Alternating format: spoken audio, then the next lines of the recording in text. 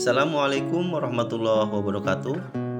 Perkenalkan, nama saya Ujang Supriyanto, CGP Angkatan ke-8 dari SMA Negeri 17 Pandeglang.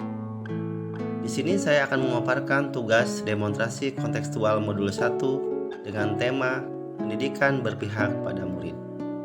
Pengertian pendidikan menurut Ki Hajar Dewantara adalah menuntun terhadap segala kekuatan kodrat yang dimiliki anak agar ia mampu mencapai keselamatan dan kebahagiaan yang setinggi-tingginya baik sebagai seorang manusia maupun sebagai anggota masyarakat.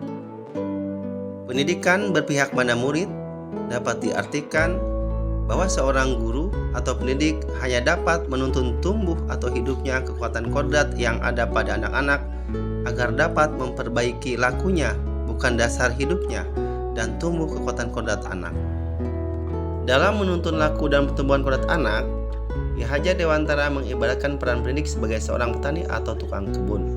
Anak-anak itu seperti biji tumbuhan yang disemai dan ditanam oleh Pak Petani atau Pak Tukang Kebun di lahan yang telah disediakan. Anak-anak itu diibaratkan biji-biji jagung yang ditanam.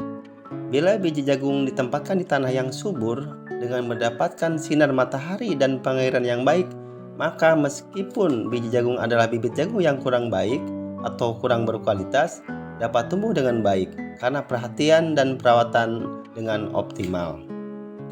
Demikian sebaliknya, meskipun biji jagung itu disemai adalah bibit berkualitas baik, namun tumbuh di lahan yang gersang dan tidak mendapatkan pengairan dan cahaya matahari serta tangan dingin Pak Petani, maka biji jagung itu mungkin tumbuh namun tidak akan optimal.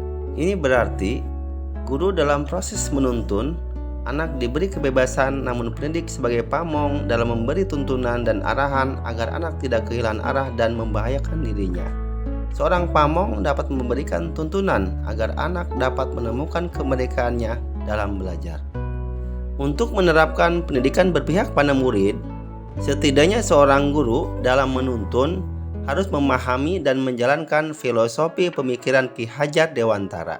Di antaranya adalah yang pertama, menjalankan semboyan pendidikan Ki Hajar Dewantara Ingarso Sung Tulodo Ing Madyo Mangunkarso Tuturi Handayani.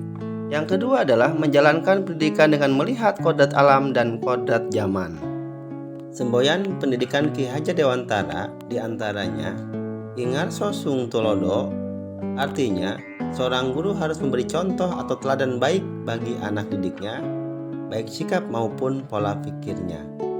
Ing Madyo Mangunkarso dapat diartikan seorang guru yang selalu berada di tengah-tengah anak didiknya dan terus-menerus membangun atau membangkitkan semangat hingga mendukung ide-ide mereka untuk berkarya.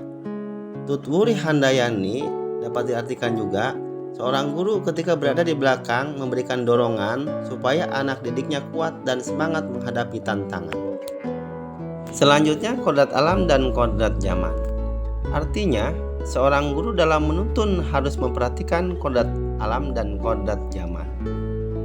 Kodrat alam berkaitan dengan sifat dan bentuk lingkungan di mana anak berada.